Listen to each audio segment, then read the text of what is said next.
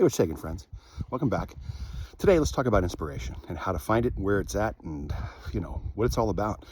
It's different for every medium and everybody, and where you find it is in the work, I think, and that's kind of, not to bury the lead. That's pretty much it. And so it's hard not to think of inspiration when we're standing right here looking at the Swan Mountains here in Montana. But kind of drilling down here in the musical sense. For me, in college, I was in a band called Third Planet. We were a trio.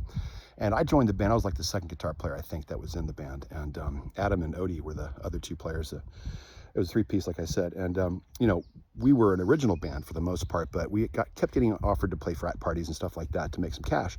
So we would do cover tunes. And I would always have to go into, the woodshed and learn these tunes. And when I'm sitting there kind of picking them apart, I was a terrible study with that. Because what I would do is I would find these great little things in all the songs that I was learning, and I would start songwriting, and the songwriter just pops out. And by the time I'm done with the session, I've gotten maybe half the song learned, and I've written 2 other songs of my own. So I've never been great at aping other people's stuff. I always wanted to write my own and be a songwriter. That was my main kind of push. And so I would find the inspiration in digging into other works and kind of pulling it apart and reverse engineering it, if you will, to find some of the cool parts that I always really resonated with me.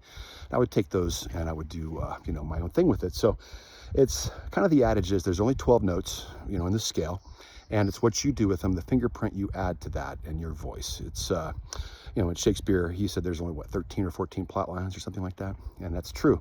So it's really all about your voice and what you're bringing to the table. And that's the most important thing. So getting, inspiration, will find you working. And once you're working, the things start popping out. So if you're in a rut, you're in a kind of a rough spot there trying to find new things to do and new paths to tread. That's how I do it. And so I hope it helps out. So cheers.